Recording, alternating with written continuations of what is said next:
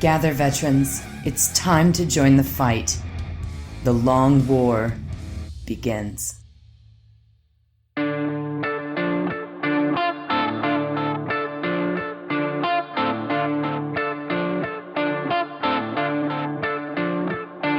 This is The Long War. I'm Robbie B. And joining me once again are my partners in crime, Kenny Boucher, Mike Haspil, and Wyatt Turk from Jack and Clips Painting. What's up, guys? Yo, dog, great to be here. Hail and well met. What's up, everybody?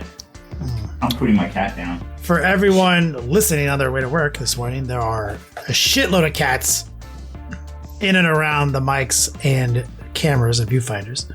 I'm getting pink eye tonight. Bold statement. See how it plays out. Oh my god! So it sucks that we did a podcast last week, and it was a slow news week. We didn't have a lot to talk about, and then the next morning, the new FAQ drops. Yep. Awesome. Which was good and bad. I mean, it was good that it happened, but we obviously a lot of folks had already recorded their podcasts up until Wednesday. I don't know anybody that. I think Wednesday's a popular night for podcasts. Yeah. Recording. Or Monday and Tuesdays seem to be well met too. So it's whatever. No, and it's so long ago that it's like I feel like it's already been discussed on Facebook messages and stuff like that so much that everyone's pretty much caught up.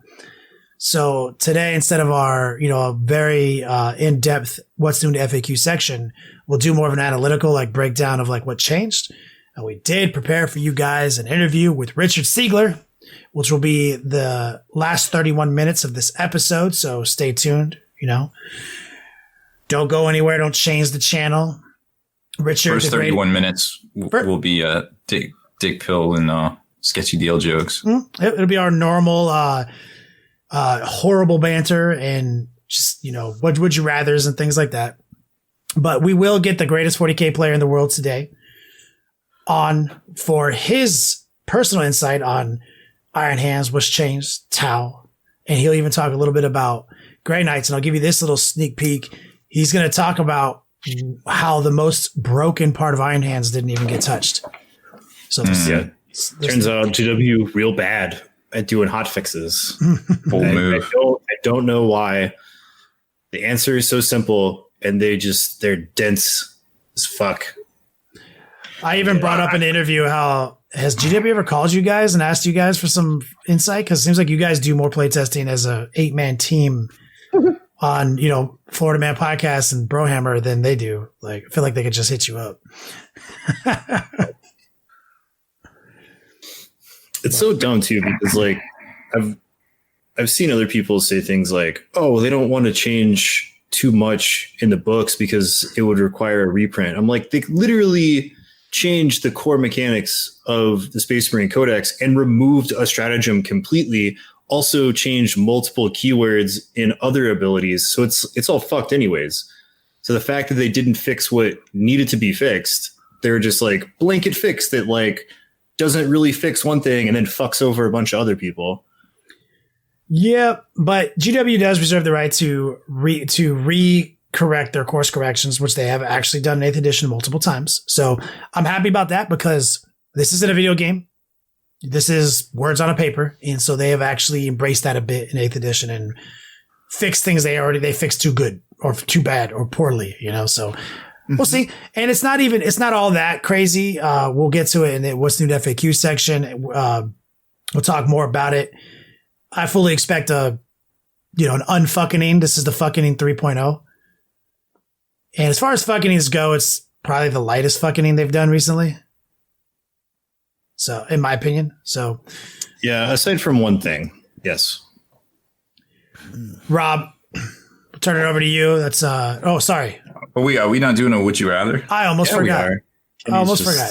I was anxious to get to the new in the FAQ so our table of contents section wouldn't just be the whole show.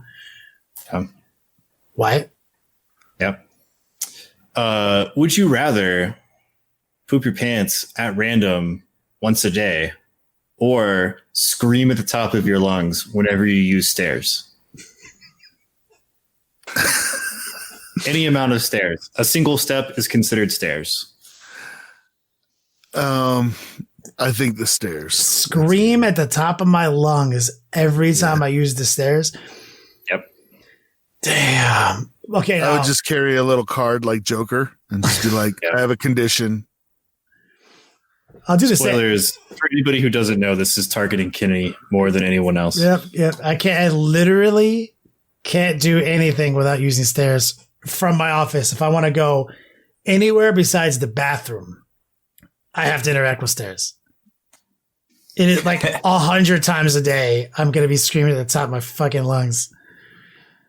So I feel like I need to ask a couple of Genie questions, but I'll reserve that after Rob makes his comment here. I don't have a problem with stairs. I definitely like yelling. I could do a whole like posturing thing about it. Like, what's the duration of the scream? That's a good question. Oh, as long as you're using the stairs. As long as you're on the stairs. I could have some fun with it, like fire or like. No, I mean, you can't scream fire in a public place. It's actually a felony. But it's a stairwell. Is it public? Is it? Yeah. All right, fine. I feel like you can in do a building. You cannot scream that there's a fire. Is or that a an bomb official Dijin ruling that he can't use words? This Dijin is in danger of having a threat. I'm just saying he can't scream fire. I mean, he could scream. Is that just advice or is that the Dijin? I mean, that's just advice. Like, don't commit a felony. You can do whatever you want, Rob. Yeah. I was like, you have the right to commit a felony if you wish to, just like everybody else. Yeah, this would increase your cardio, having to run upstairs as fast as you can, scream at the top of your lungs over and over again. See, I always like taking the stairs too, because elevators take long. And I can just like literally clear 2 stairs, sometimes 3 with 1 step. So this is from the chat. What if you're already kind of fat and you already do scream when you walk up and down the stairs? Asking for a friend. All right, last question for me. So this poop in my pants scenario. Waking hours or 24-hour cycle. Can I shit the bed? Yes. Okay, and you said pants. What if I'm not wearing pants? You shit all over yourself. Will the genie make pants appear on me to shit them, or I just shit myself? You just shit all over the place.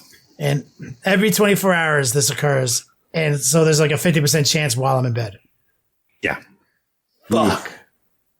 Oof. That'll be quite the mess. Yeah.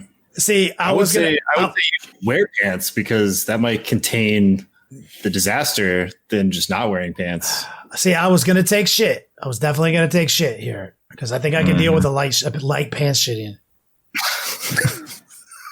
But Bonet would literally, I would not be allowed to sleep in the bed anymore.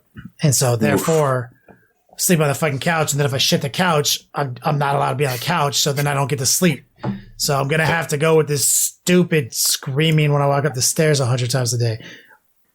God damn it. It's all echoey.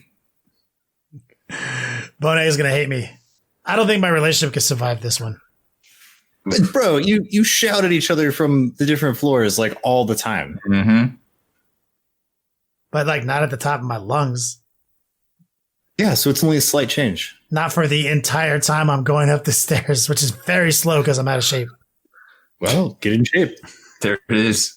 All right, I'm picking stair shouting. I feel like we're all on that. We're all doing that one. Yeah, stair shouting seems like a. What about you, Haspil? You got stairs? Yeah, you got a lot of stairs. Stairs. He can't be a grown man who goes to a professional workplace with a chance of shitting himself. This is not going to work. No. But do you have stairs at work? Yeah, but here's the thing: you can avoid stairs. Ooh, nice. Just be like, yeah, I don't do stairs. Oh, then one day you do have to use the stairs because there's like a fire drill and you're screaming and no one's going to notice because you're like screaming and running down the stairs and you do get to yell fire. Or you get called to, what's it called? Like testify in front of Congress on like the Space Force as an expert in missile stuff, and then you have to climb those steps and oof. You look like an insane person. Who is this expert that we called in just screaming as he walks up the stairs. Like the Secret Service will just tackle you. No. Yeah. Oh my God. I would just, I don't know. I can't say what I would actually do because it'll just like bring pain upon me.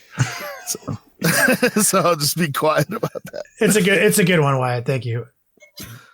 And Butt stuff.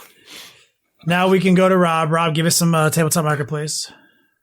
Oh yeah, we got the news. So on the product side of things, the Lizardmans are coming, and quite possibly we'll see Mark of the Beast, or not Mark of the Beast, Saga of the Beast supplement, and possibly Primaris Ragnar and Gaz released on the 21st, which is a week before Adepticon, if I had to guess, because the previews are probably going to be on the 9th, which is Sunday. So it's like a twofer. Wait, is it Sunday? I think it's Sunday. Pretty sure it's Sunday. No, it's Monday. So we'll see some sort of preview teaser and then probably more elaboration at Gamma this Monday, which will be pretty cool to see what's coming soon. But we've got Lizards next week. So the Seraphon are coming back finally. They got a rules redo, a lot of stuff in there with a couple of different ways to play them, like Starborn and the Coalesced. So they're kind of redoing the fluff a little bit. If you didn't like the fluff from when the old world blew up, now they're back.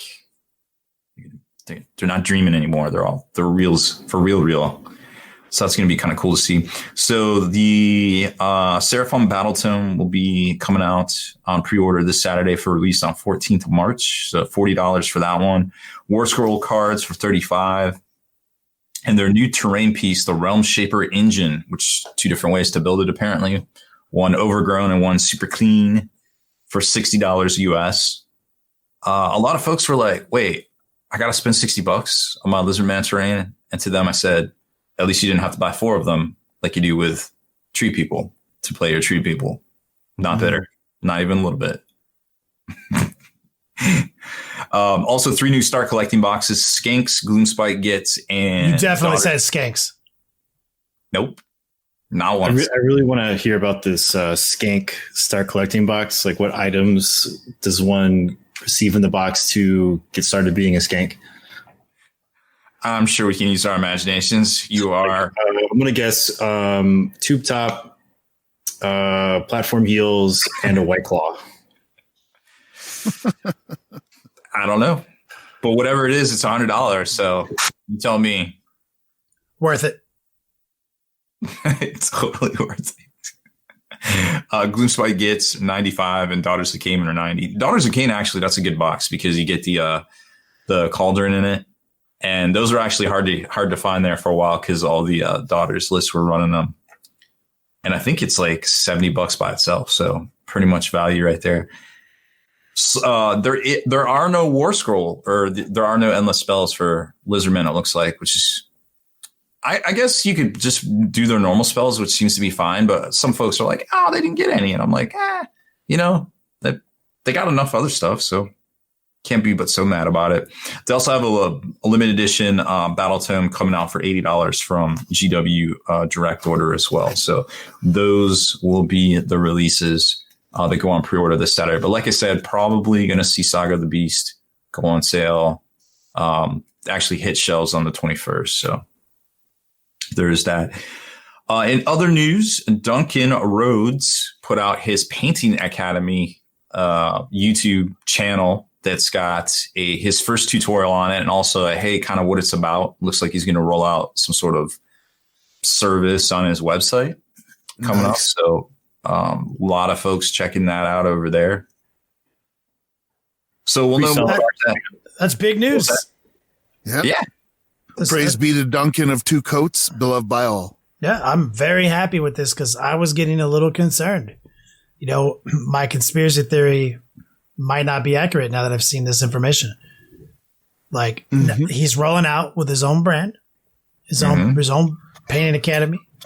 He's going to be using YouTube to promote, which is the best for brand exposure. And he's going to continue doing what he do. Maybe it just took a while to get it going. Like I expected him to come out on Patreon, which honestly that would have been plug and play next day.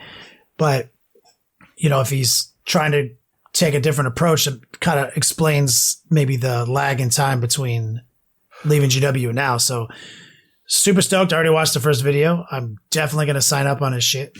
Like, I'm happy for the guy. Mm-hmm. I think it's going to be good. And if you like the GW style tutorial, it's very similar to that. We definitely took what he learned from that part of his life, and you can see there's a lot of similarity there. So that's pretty cool. But kind of like the opposite of all that, it sounds like if you follow Darren Latham's painting YouTube channel, it looks like he's going to be shutting that down. Put out his last painting tutorial video, and he says the whole channel's getting shut down on May 18th. So it looks like he still works for GW, even though his LinkedIn has disappeared. And his Instagram has like a painting walls tutorial with latex paint. So I don't know what's going on there. Ooh. Interesting turn of events. Oh man, I'm right back to my conspiracy theories. Maybe he's just like, hey, I don't need to do this. You're going to do this. Okay. I don't know. Maybe he has a sign this piece of paper, please. Thank you. So it's pretty interesting. I'm right back on the train. I'm right back on it. Privateer Press's Kickstarter came out today for Warcaster. That was the one we talked about a few weeks ago. And I believe it's already funded and crushing it already. We're just like 6 hours in right now. So congrats to them. It looks like it's very popular. And it's got a lot of leg room to keep scooping up interest. That was that Infinity looking game, right? Yeah. That looked like that? Yeah, It looked really cool. It looked really cool.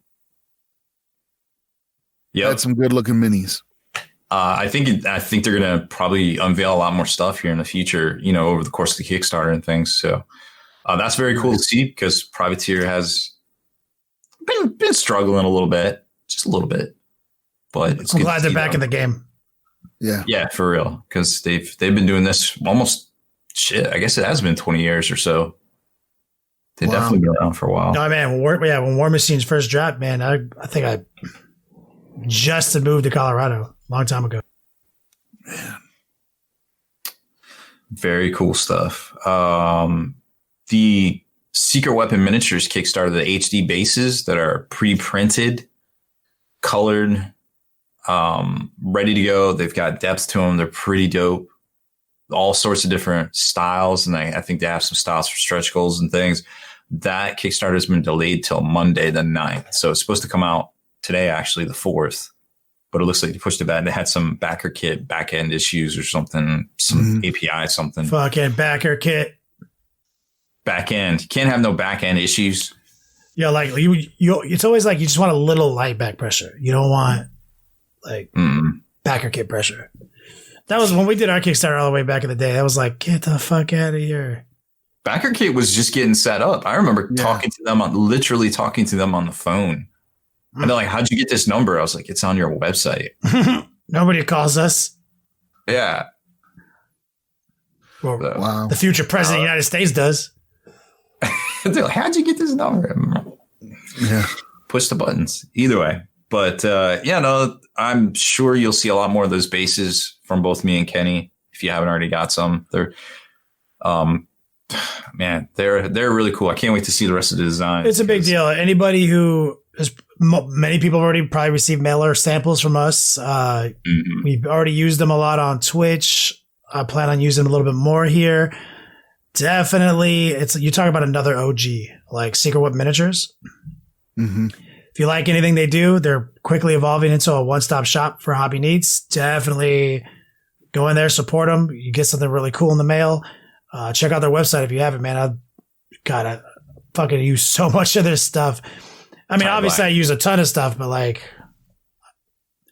daily, I find less and less reason to leave their website. Yeah, tons of good stuff. And there is another Kickstarter that'll be out towards, soonish. It may be based off a popular video game in both the 90s and here recently called Wolfenstein. Oh, very cool. Miniatures Wolfenstein? It's like, yeah. Mm-hmm. Fuck. Yep. Gonna be dope. That could be cool. It could be cool. I mean, there's probably some miniatures they can't make these days, but I hope that's not the case. some of those bosses were kind of questionable. I mean, I hope that's not the case. I'm not saying you're wrong on some of that, but like, come on, man, it's a miniature. Give it all to me. Yeah, it'd be dope. We'll see. Yep. That's all I got. That's all the stuffs on the horizon here. So Haspil, you seemed like you had something for us on Haspil's pop culture segment. I got a couple of things. This is not so much pop culture, but for those of you guys that are fans of anime, last week I talked about going to Superstars 2020, which was like a writers conference symposium thing. Met a friend of the show, Jared Nelson, a really, really great guy. He runs his own podcast where they watch an entire anime series and then go over it. And it's called Otaku no Radio, or I guess in Japanese it'd be Otaku no Radio, right? But yeah, Old Taku, not Otaku. So it's Old Taku no Radio, and it's on animegamer.com. So if you're into, anime, if you're liking it, and I feel like there's probably a lot of crossover between this audience and anime, go give them a listen. It's pretty cool. The other thing that I have to just talk about, it has nothing to do with Warhammer, but it's something I saw, and there is a company in Ukraine that is making atomic vodka, and it is made exclusively from grain grown inside the exclusion zone of Chernobyl. So, awesome. Well, vodka staves off radiation poisoning, so it's like perfect. Yeah. Yeah. So it's the first reviews came in. It's not great, not terrible. Oh my God. Okay. That was a long way to go for a joke. I'm sorry. I mean, I appreciated it.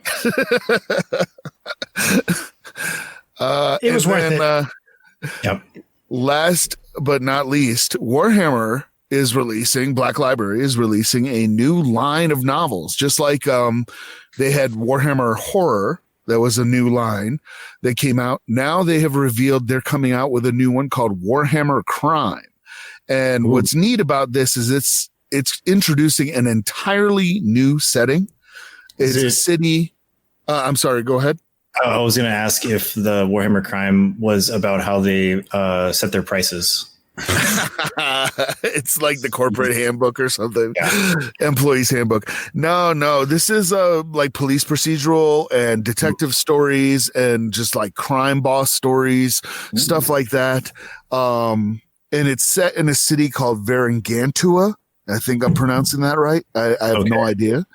And they're going to be hitting it with like a novel called Bloodlines by Chris Raitt, and then an anthology series that comes out afterwards. I think it's two of them, No Good Men and then Flesh and Steel. Can we get Dick Wolf in on this? I need some 40K Law and Order SVU. Oh my God. So it would be so amazing. I feel like that would be good. I also feel like what would be really, really cool is some kind of like a show like Snatch, but set in the Warhammer 40K universe. I'm with it. You got me, Doug. I'm with it. You sold me. Mine says Desert Eagle 0.50. Son of a bitch, I'm in. Do you know the meaning of Nemesis? No, that was a good thing. Yeah, that'd be great. I would never trust a man who has a pig farm. It would be fantastic. So I'm kind of looking forward to that because I like police procedurals. So I think everybody does, given how long they've been in the zeitgeist. Yeah. So, I mean, it's a tried and true. Didn't you once write a police procedural set in an urban fantasy world? Yeah. I did. Yeah. Is it out on Audible? It is out on Audible, in fact, which I just got my latest royalty check and it was millionaire. It was literally like laughable. It was like my YouTube income. Got it. It's like this will get me halfway through a meal at Red Lobster. God. It was like, oh. So next GW story you need to submit. I need a TJ Hooker 40K police procedural starring William Shatner. Oh my God. I would be all over that. Yeah. Let's do that. Who's old enough to remember what TJ Hooker is? Fucking Rob got his autograph, I'm sure, on something. Yeah. He had really great hair in that. Doesn't he always? He actually did. This is a completely off topic, but it was like Heather Locklear was in that show, right? Yep. He got her. Apparently, she had some addiction issues, and he gave her some tough love and got her straight. Like, that's true. That happened. Like, he saved her. So that's pretty cool. Aside from being a little eccentric, William Shatner is like the coolest dude ever. Yep. Him singing, is it Rocket Man? It is literally the most chilling, like in a horror way, the most chilling thing I've ever seen on the internet. I remember a couple of years back, he did this one thing where he rode his motorcycle across the country and went to a bunch of, I think, like VFWs or like veterans centers to raise awareness for a cause. Maybe like PTSD related. There was a documentary where they talked about it, and I haven't seen it in a couple of years, but I just thought that was like really cool that he literally went across the country on his motorcycle. It took him like 3 weeks. Wow. Oh, that's pretty cool though. Goddamn, Kirk or Picard? Kirk, hands down. Come on. I mean, I really like Next Gen, the show, better, but Kirk. And I have to caveat this answer, right? So if I'm going to watch somebody's exploits, it's Kirk. If I'm going to serve under somebody, it's Picard. I like that. So before explanations, I want all you guys. Rob, where you at? Kirk or Picard? Probably Picard. Okay. So, and also as a follow up, we're talking Next Gen and OG. We're not talking about any movie bullshit, any new shit. I'm talking these. I gotta throw out the movies. I'm throwing out the garbage because it's Next Gen. I can't have Wrath of Khan. Are you shitting me? Okay, fine. You can have Wrath of Khan. I'll give you fucking Wrath of Khan. You can have nothing but Wrath of Khan in the movie world. Thank you. So that is what you got. And Haspil already said, if I would rather serve under Picard, but watch the exploits of Kirk. Yeah, because and here's my rationale, right? Is that with Kirk, we're all going to get medals and shit, and it's going to be awesome, but half of us ain't coming home. Only if you're a red shirt, though. I mean, let's get real. I don't have the technical expertise being anything but a red shirt, so. Yeah. Like, don't work under Scotty. He loses, like, the most guys every time they do some kind of maneuver with the engines. Like, they stayed at their post when the trainees ran. Bro, it was a Thursday afternoon, Scotty. What the fuck, man? I'm pretty sure that every time he said, I'm giving her all she's got, and he says, I want more, he just like throws a red shirt into the reactor to like give it a little boost. Little boost. Oh, like in American Psycho, it says feed me the kitten. Oh my God. So, explanation, Rob, Kirk, Picard. You pick Picard. I just think, he just did. I don't know. Like, he wasn't like all super gung ho. He was just kind of like laid back, like, well, watch this. And, did some shit. As I'm sure as all of us are fans of both captains, there are no wrong answers here. I'm with you. Wyatt? I got to go Kirk. And I would, in fact, rather serve on the Enterprise with Kirk rather than Picard. Even though I like the Next Gen show better than the original show, I feel like it was way more poppin' when Kirk was the captain. Mm-hmm. It was a different time. Picard, for all of his qualities and everything, like the Enterprise D seems like a glorified fucking cruise ship, and I want to be in Starfleet when it was Starfleet, and not when it was a cruise liner. Yeah, I love it. Well, and I'm going to drop some meta stuff on you now. That's kind of why the next gen movies don't work, is because Picard was never Kirk. And in the next gen movies, they try to turn Picard into an action hero. Yep. And it doesn't work. See, and that plays into my answer. I picked Picard because if you want your captain to like beat the shit out of everybody, to win a high school wrestling match, like Kirk all day, you know what I'm saying? But like Picard gets it done, you know what I mean? In a way that benefits all of us. And I would rather serve on the cruise liner because it's a fucking cruise liner. That is the reason I would want to serve on it. It's the exact opposite of why it's wrestling. That's like I would be that like salty old Starfleet guy that was like, back in my day, we had to, and I'm like on the bridge, shielding in the engineering. I'm in the throes of synthahol addiction and holodeck addiction on the daily, like work, you know, like, and I'm just like, this is the life, dog. Well, I mean, I'd still be around. I still get to have all of that, but not have my life in danger. I get to retire, you know, war hero. I get to fight the Klingons. Like Picard didn't get to fight the Klingons.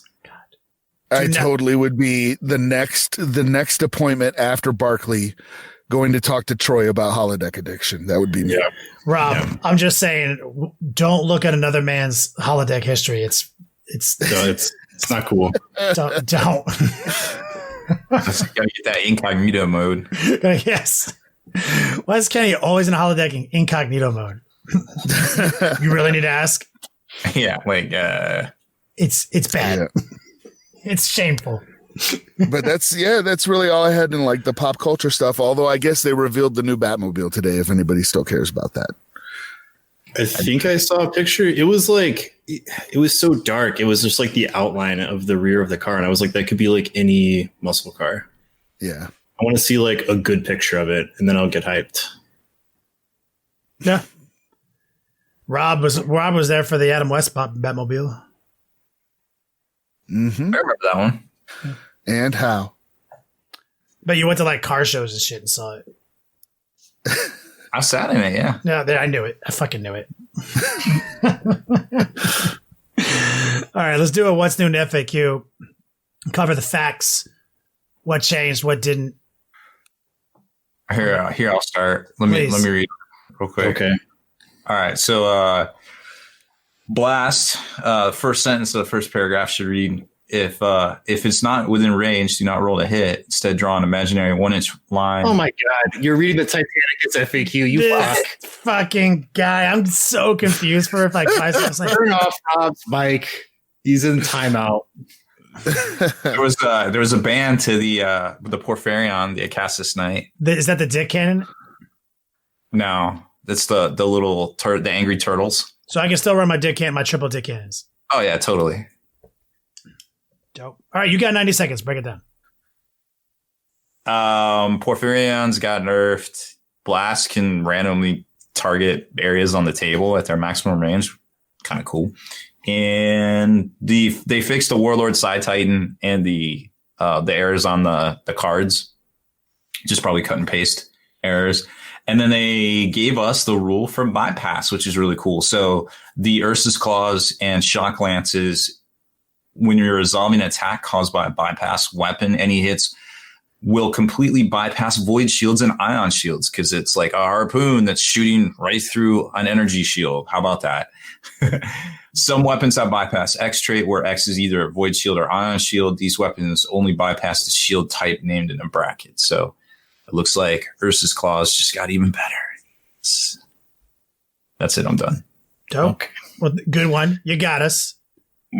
That was comedy All gold. right. So recently we got a big FAQ update to all the Space Marines. First off, combat doctrines have changed. As part of the designer's commentary, they go into the changes. So like the Devastator doctrine is still active during the first round, but then at the start of the second battle round, the tactical doctrine is active. It always changes into the tactical doctrine. You can stay in the tactical doctrine in turn 3 or switch to the assault doctrine. And no matter what, in the fourth turn, the assault doctrine is active for the remainder of the game. And on top of that, they also removed adaptive strategy as a stratagem. They took it out because of the changes. Straight to says deleted. deleted. Yep, deleted.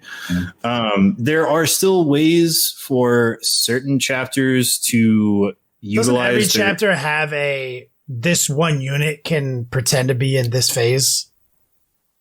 I would have to look it up because I never played Iron Hands or Imperial Fists. Well, for sure, Iron Hands have B in the Devastator, and for sure, Ultramarines have B in the Tactical. Like, I know that. Yeah, so like the Ultramarines have two ways. They have a 1 CP stratagem to select a unit, and it pretends it's the Tactical Doctrine. They also have a Warlord trait that lets you select a unit within 6 inches and tell it to be in the Tactical Doctrine. But as far as the other chapters, since I didn't like do a deep dive into them for playing purposes, like I don't know all of their stratagems by heart. Duty Eternal got changed. It is now reduced damage by 1 instead of reduced damage by half. And they specifically state that it cannot stack with any other damage reducing abilities. So you cannot stack Duty Eternal and the Ironstone anymore. Yeah, and that's a big one because that's the Dreadnought halves all damage stratagem, which is really good, but also that's part of the Broviathan pattern Dreadnought abuse. Yeah, I agree with this one. Like, I think either change, like upping its CP cost or making it change to something like this was definitely warranted. I mean, pretty much everybody who was playing Space Marines and using Duty Eternal all the time was like, yeah, this is fucking busted. Yeah. Like, I mean, it wasn't like they were using it on a regular ass hobo Dreadnought. You're using it on Leviathan. It was always on Leviathan or like a Relic Contender or a Dorito. So, I mean, like, still just reducing damage by 1 is really good, especially on these Dreadnoughts that we were already using it on because their saves are really good. They have good armor saves and good invul saves, and some of them even have feel no pains. So most of the time, the way to deal with these guys is to shoot them with a ton of shots that deal multi damage. Because if you just hit one las cannon and I roll a save, I don't care. But if you hit me with like 22 damage shots and I fail like a bunch of saves, that could take me all the way down to my bottom bracket or just straight up kill the Dreadnought. So reducing that to 1 damage can stave that off. So I think this is a warranted change. The next one is for Cogitated Martyrdom, and that's the Iron Hands stratagem that lets infantry absorb wounds for characters. And they do not allow it on vehicle models anymore. So you can still do it for your captains and chapter masters and tech marines and librarians and all that good stuff. And also they clarify the feel no painage, right? Like you can't take 2 feel no pains, I believe. Let's see.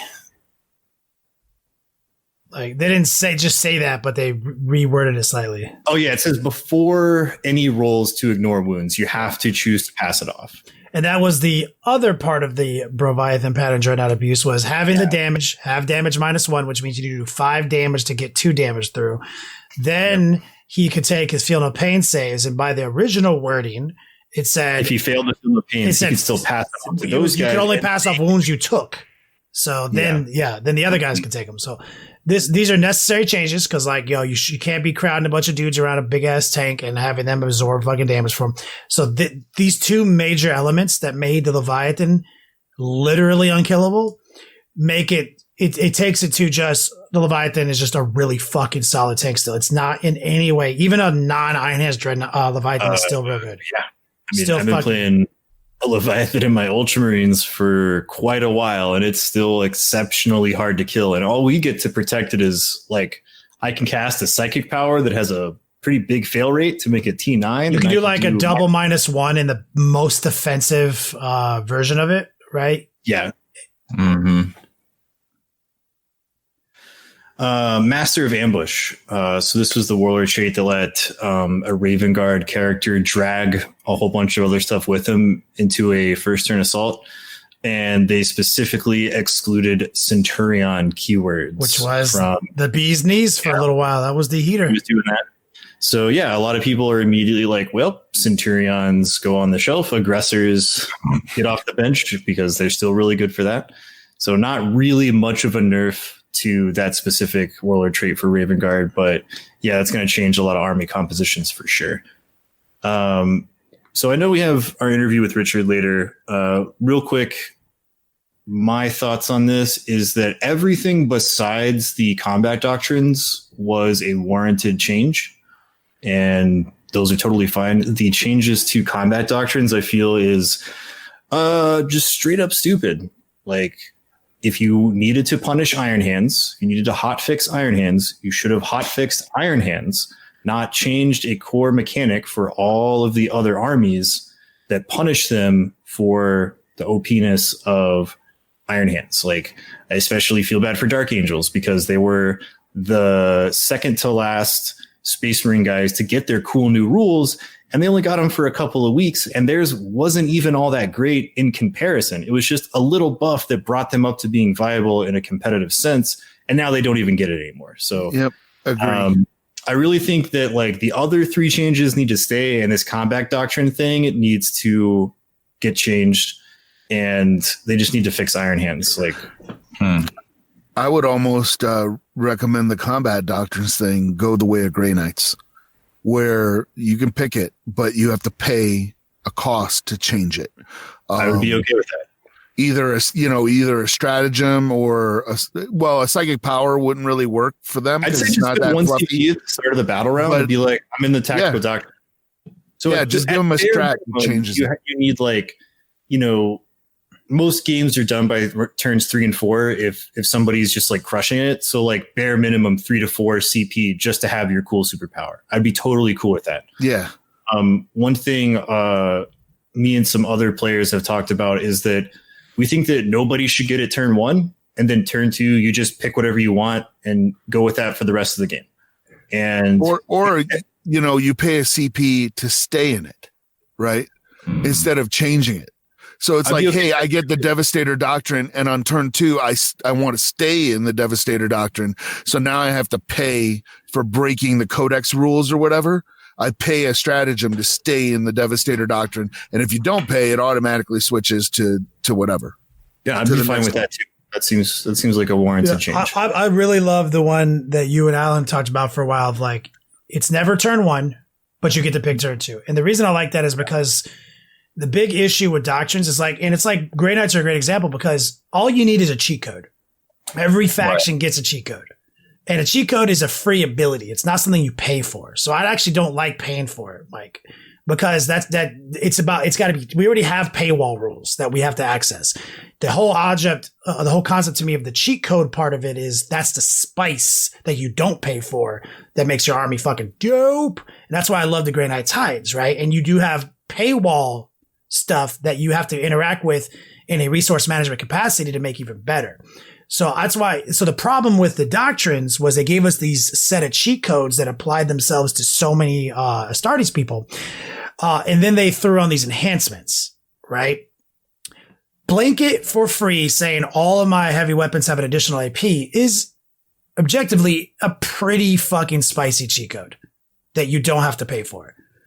And all you have accidentally done, because the whole concept was like, you have to be a monofaction to unlock your enhanced doctrine. So like, it was really cool in the paper. It unlocked monofactions or made people want to play monofactions, but it also made them not want to fucking be diverse at all in their army composition and only stack the one they can do the most damage with from the jump.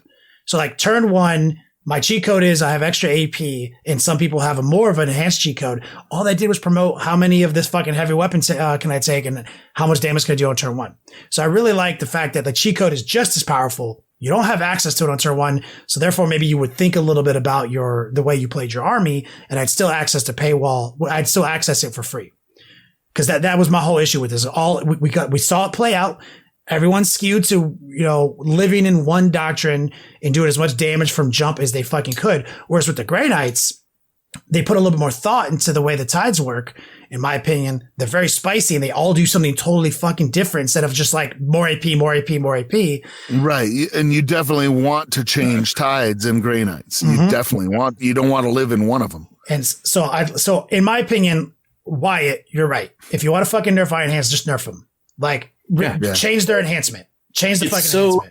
It's so fucking easy. Like, give them moving and shooting heavy weapons with no penalty, or give them reroll ones on heavy weapons. Not both. But giving them both and the AP bonus from Devastator Doctrine it's too much. It's too much. It's too much for free.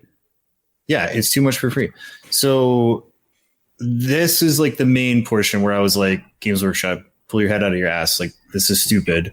You know, like Ultramarines did not bring like 12 lists that all went 5-1 to 6-0 at LVO. Imperial Fists did not do that. Raven Guard did not do that. White Scars did not do that. The Dark Angels and the Blood Angels did not do that. Iron Hands did that. So that's why I was like, everything else, I was like, yeah, this was all like warranted. This is all like concise and even changes that should happen based on what we've been seeing.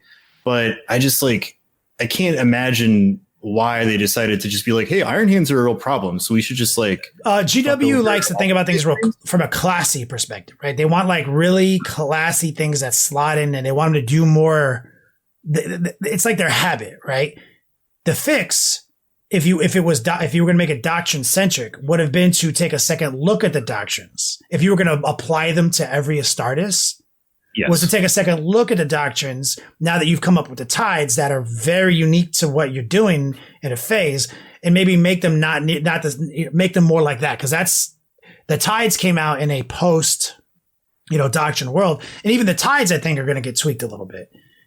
If you're going to blanket it, fucking just redo it. Like, don't do the minimum amount of words necessary to apply it to everyone. That was a mistake.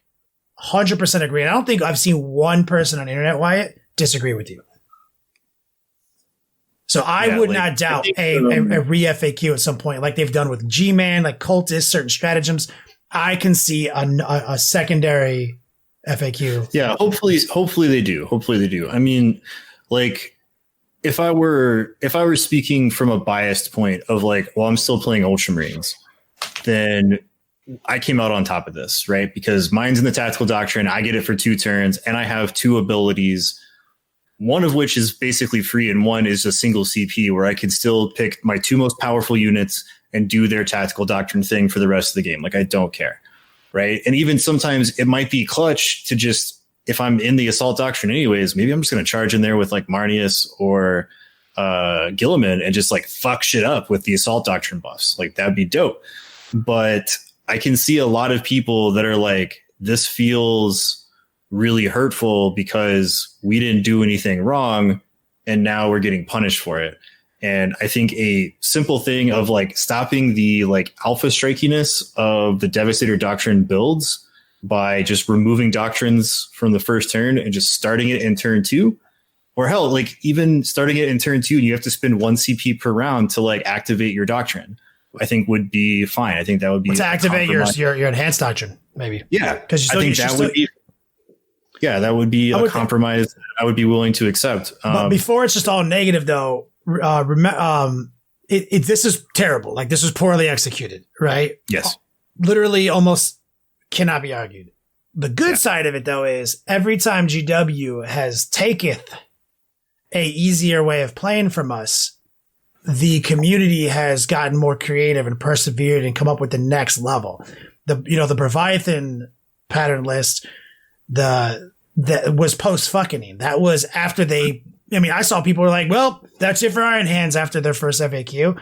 Some people were just like, so every time. So take this as an opportunity. I do believe there will be a course correction again in the future, but take this as an opportunity to get fucking creative, because GW clearly doesn't want you to just pick a doctrine and live it the whole fucking game. They want you to play with it.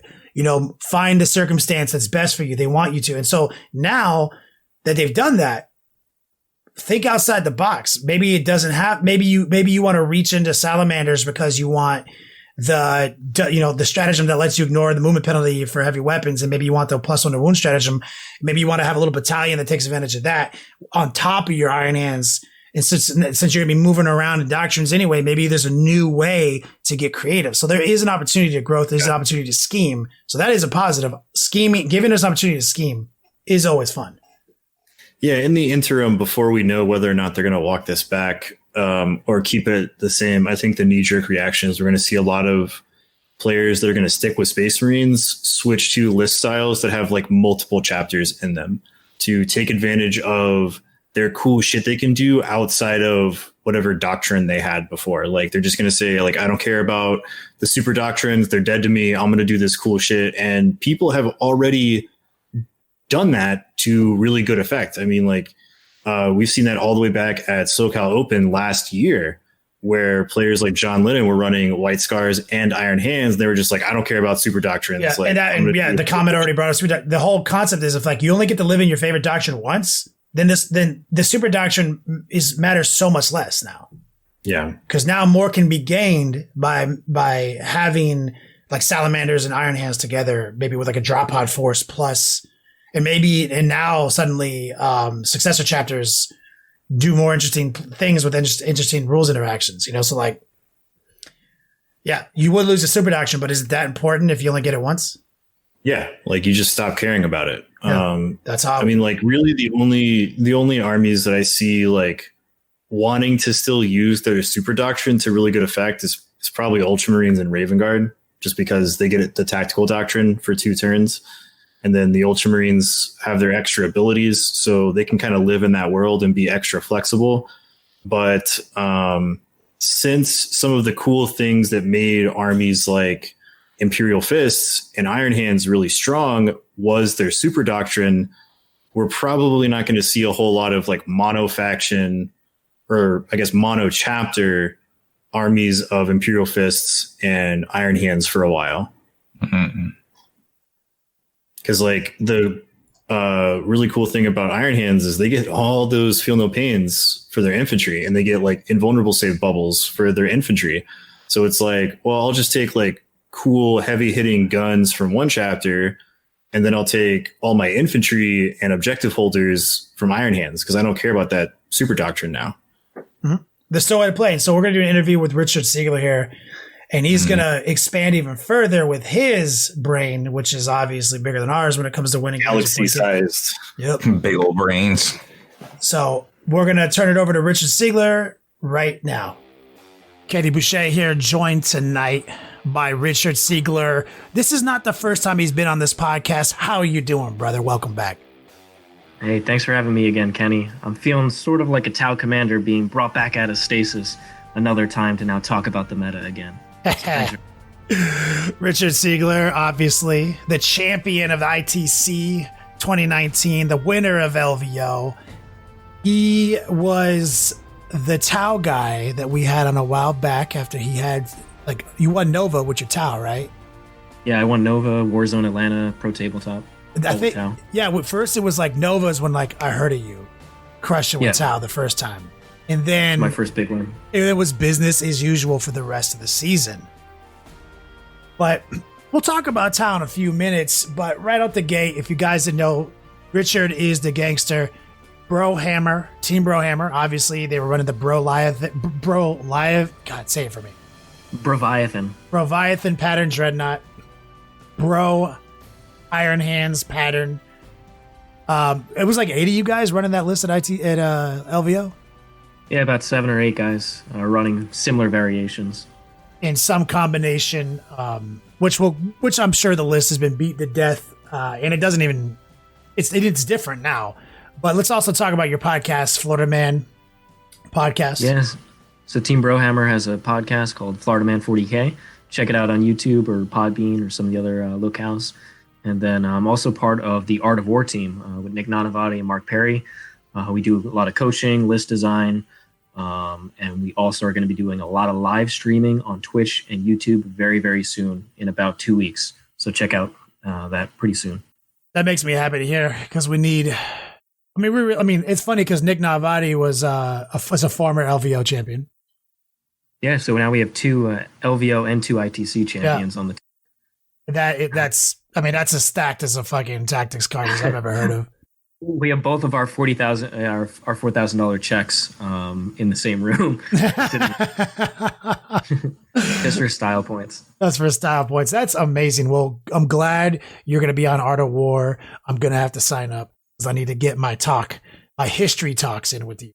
Can I pay you just for that instead? Like, yeah, why not? I'm happy to talk history. In case you guys didn't know, this guy's brain is so big. He's also a history professor. So we're going to talk about history right now, but maybe not what you guys think. Let's talk about the history of Iron Hands and how you came to play them in the ITC format, at LVO specifically, after dominating the scene with Tau. I know a lot of people talk shit online about it, but in my opinion, I thought it was the most gangster move I'd ever seen. When I saw your guys' Team Brohammer pattern lists, I was like, these gangsters, this confidence to see this man calculate his victories with Tau, which Tau obviously has got tricks up these sleeves, but it's definitely a thinking man's. It's a lot of rehearsal, perfect movement. You can't be making a lot of mistakes, right? So I was like, this guy just crushed it out with his Tau. To switch to Iron Hands, that confidence all but guarantees that this man is going to win LVO to me. I said, you could go back on the podcast before you won LVO. I said that shit. I appreciate your confidence. So give me that history. Give me that history lesson, Professor. Yeah, so I had won a bunch of major tournaments with Tau, but all of those tournaments happened before the big rules changes in the fall went into effect in any big tournaments. So in particular, the Psychic Awakening book for Eldar, the Psychic Awakening book that had the new Chaos stuff, and then Chapter Approved. None of those rules were in effect. And I felt that Tau overall, while they basically stayed at the same place with those 3 new rule sets, almost all the other like main competitors for the top tier, Eldar, Chaos, Marines, got better, and significantly so. Whether it's Iron Hands gaining access to the Chief Apothecary, Chaos with all these new no fallback stratagems and stacking minuses to hit, and Eldar with the sheer efficiency of those lists, I just felt like Tau couldn't quite compete. But in the Iron Hands book was basically a Tau list. And so after the Pro Tabletop event for most of December and then basically half of January, John Lennon, Ruben Fernandez, and myself came up with a list that mirrored my Tau style, based its emphasis on durability and just playing the mission supremely well. And we just practiced it. We practiced every matchup. We made the little tweaks. The week before, we added the 9 eliminators because I felt like Chaos was one of the tougher matchups and we could potentially lose there without the eliminators. And so we just shuffled them in instead of that last Thunderfire and some other options like Impulsors. So goddamn eliminators. Yeah, they're so good. Incredible. They won me the event, in my opinion. Oh, God damn it. It's incredible. And we're not even going to really go over the list because, guys, like, this is March 3rd that we're recording this on. It's been some time since you won LVO and you've done a podcast tour. You've talked about it online. Everyone pretty much understands, what you guys were doing with the Chaplain Dreadnoughts. I mean, the Chaplain Dreadnoughts were basically a scandal at LVO. And it's funny because honestly, they were the weakest part of the list by far. I wish I had taken either 1 or 0 of them and instead had a lot more intercessors in my Indominus Crusaders detachment and a Primaris Chaplain to make up for that. Well, you know how many Chaplain Dreadnoughts it takes to win LVO? It could have taken 0, honestly. After I played his Eldar list in the Ghost round, he joked that I could have played like 500 points down without any of the Chaplain Dreads because they actually did nothing that game. Oh my God. And it's just still won. So. Fuck. That confident. It's not to say they're not good. It's just I don't think they're essential. They're not essential, which is crazy because you and I, we talked a little bit before we started this interview. John Lennon was out there kind of being that kind of trailblazing those little fucking busted ass dreadnoughts earlier in the season. And he's the guy who kicked my butt at SoCal, man. And I was like, you son of a bitch. Like, you bath salt infused maniac. Look at, like, it was for exactly my list. They were so good against me. Like, yeah. But I knew he was up to something. Like, when I saw that list, I was like, these guys, what are they brewing? You know what I mean? Yeah, no mercy for Kenny. Oh God. And his poor Chaos Knights. And my poor Chaos Knights. They had their time. It was a few minutes. Well, they might have their time again with new rules coming out. Oh, I mean, I've already moved on. I already sold them. I'm lying. I did not sell them. I still have them. I was trying to talk big. I love them.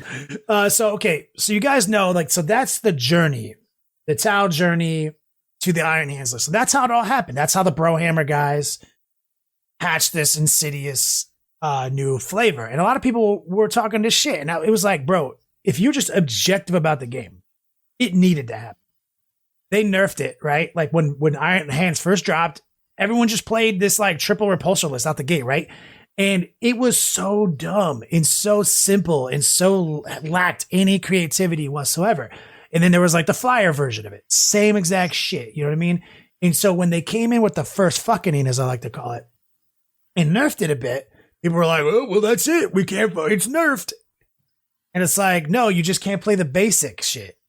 Think about it a little bit more. And you guys were like just scheming. And so the strongest version of the fucking Iron Hands list that ever existed was post FAQ pure. You guys weren't even doing successor. You guys were straight up Iron Hands.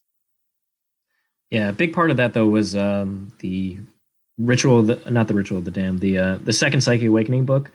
That added significant power to the Iron Hands list because of the Chief Apothecary rules, which honestly they're broken. They're still broken. It's, in my opinion, it was the most powerful part of the LVO list, and it still exists, and it's still going to have really powerful lists built around it.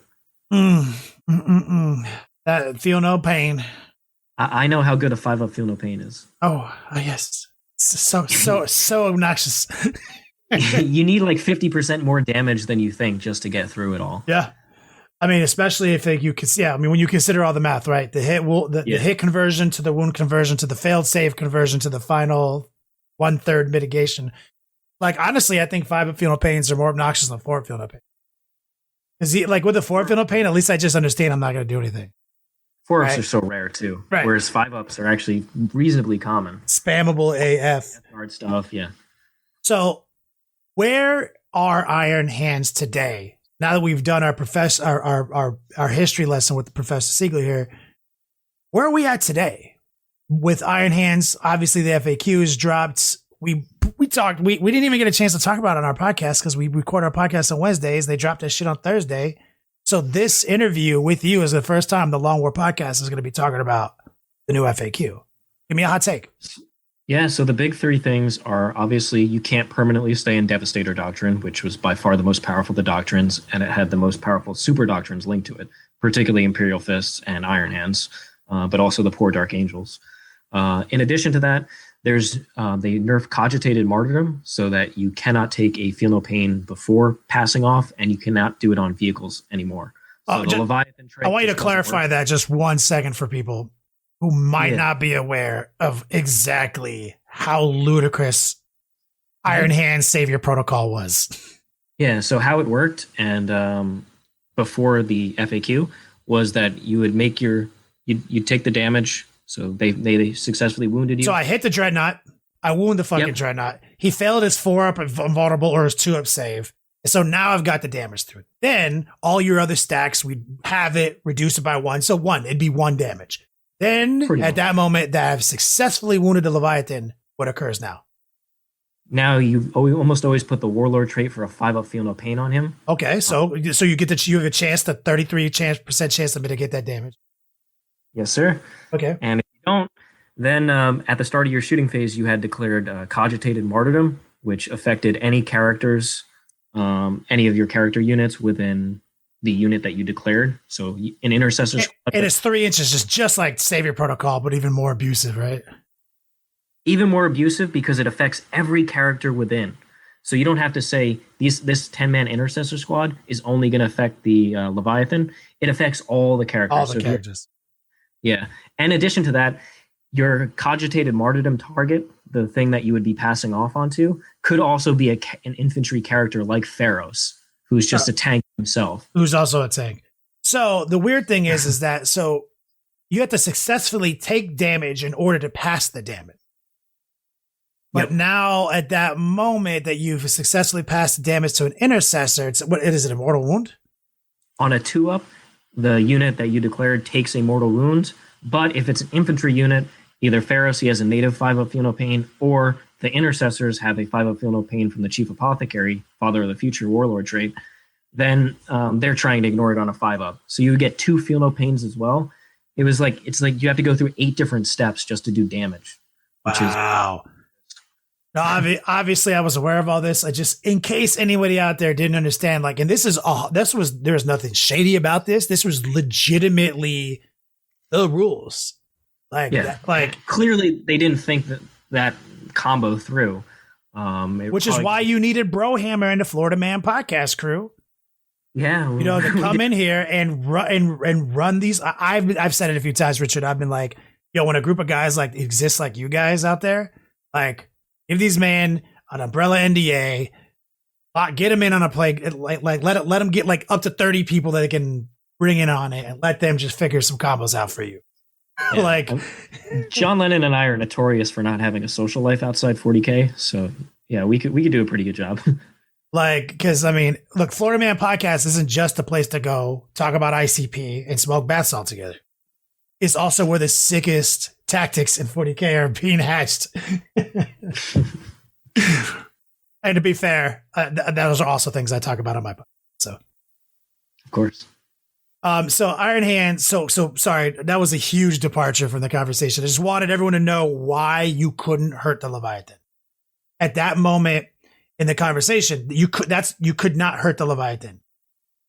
So now they changed that specifically to not work on vehicles. So like that whole bullshit we just talked about no longer can benefit the Leviathan. Yeah, and you can't take feel no pains before you do the pass offs. So they double nerf there. And then in addition, you can't stack damage reduction modifiers. So you can't do half damage, which they actually changed that stratagem to be big change.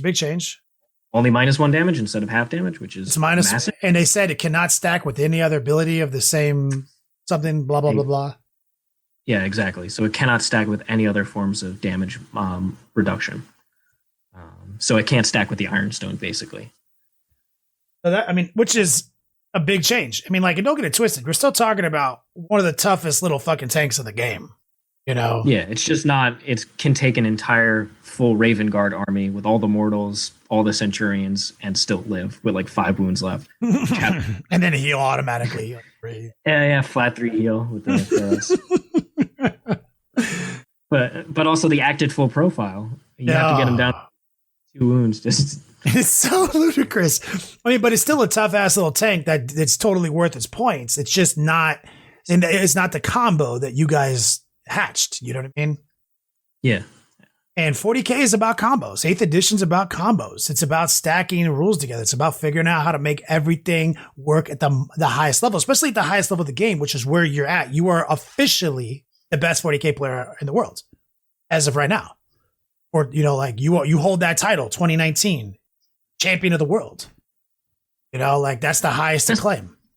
Best player in the ITC. I mean, that's the fucking world, man. According to the standings. But this year I'll be on Team America, so You'll be able to prove it. You'll be able to prove it. And I'm going to hopefully help our team win that title this year.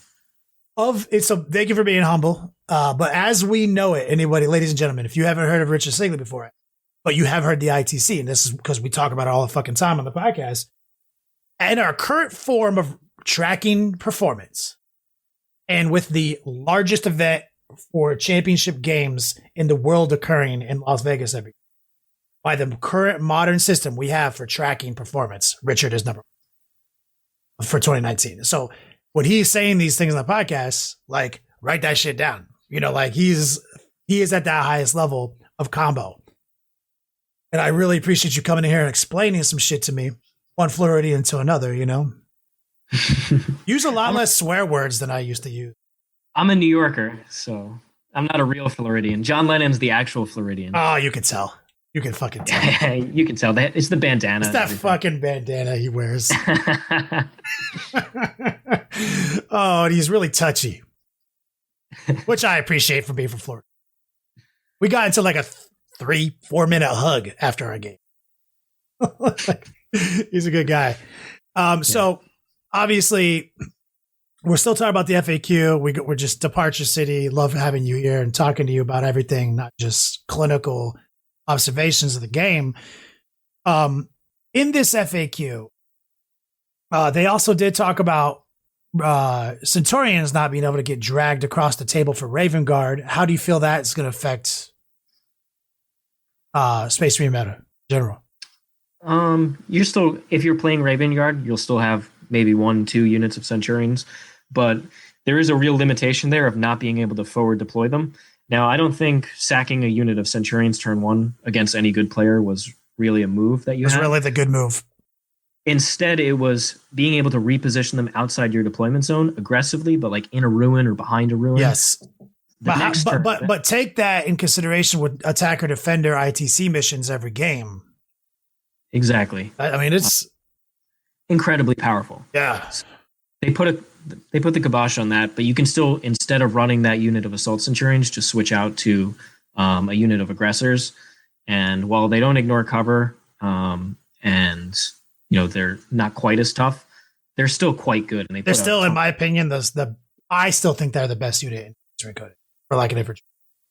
If in a vacuum, of course. So you have other options now. So Raven Guard are still incredibly powerful.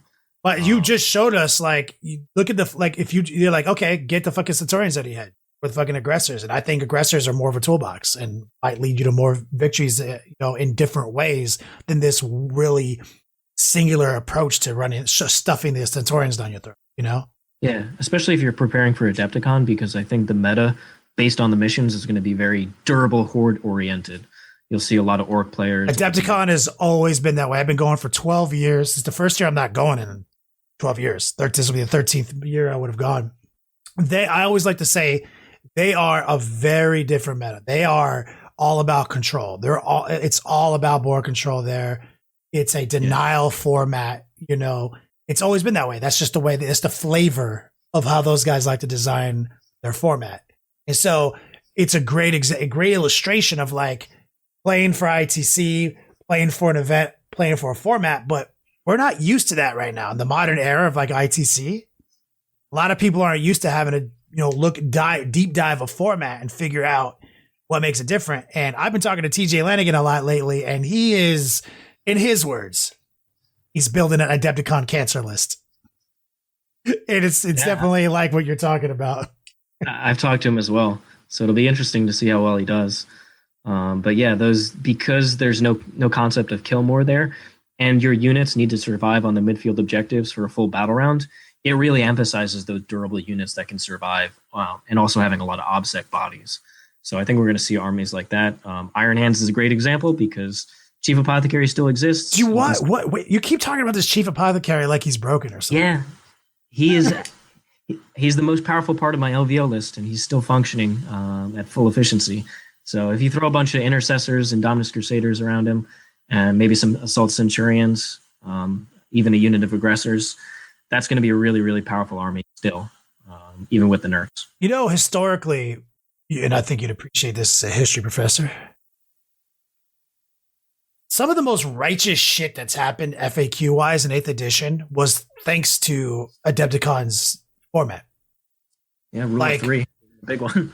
I mean, Rule of 3, obviously, was directly in response to Adepticon. The first Poxwalker cultist FAQs, limitations on things like Tide of Traders. There was a lot of necessary shit that became out of Adepticon. So I encourage these formats that are not exactly the same as what we're used to, because I'm sure you're scheming. You and the guys going? I won't be able to make it because I teach on Thursdays, unless classes get canceled because of coronavirus, which is potential. The university is having me do prepare an online version of my course. So if that happens, then I'll happily go to Adepticon. So it's still an option, but you're going to go to Adepticon and get coronavirus in the fucking airport? Yeah, I mean, it's worth winning a super major, right? 100%. I'm not fucking around. Agreed. Some of the other boys should be going. You only have a 2% chance of dying, right? Yeah, I mean, I'm young, right? You should be fine. Not to take the situation too lightly. No, this is a very serious situation. So, but okay, before we get out of here, let's talk about Tau. Like, obviously, Tau is baby, your number one girl. And obviously they got some new shit recently, and I was dick hard as fuck for this commander spam list that people started talking about, because I can get behind like an Iron Man suit flying around the table with a bunch of little war machines. You know what I mean?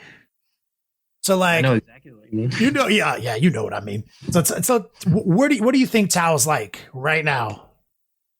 Tau has gotten probably top 3 Psychic Awakening rules update out of all the factions. I think they're right there with Eldar and Chaos is getting a really, really nice set of rules. I'm not counting Marines because the Chief Apothecary is just crazy. I'm going to need to get a soundbite of you after this. I am Richard Siegler, and the Chief Apothecary is busted AF. Public service. Just for Iron Hands. There shouldn't be a 5 Feel No Pain.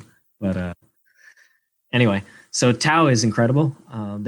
So the best thing about the book is that before that, with just the Codex, the Tau army suffered from the lack of any pregame options, and it also suffered from a lack of list diversity.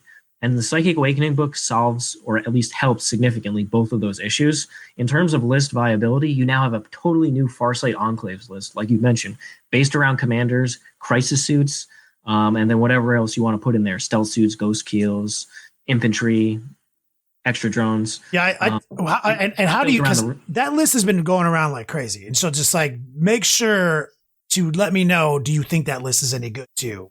In your conclusion as you get through your thesis. Yeah, I mean, so far I'm undefeated with it, and it plays very, very different from the Triple Tide build.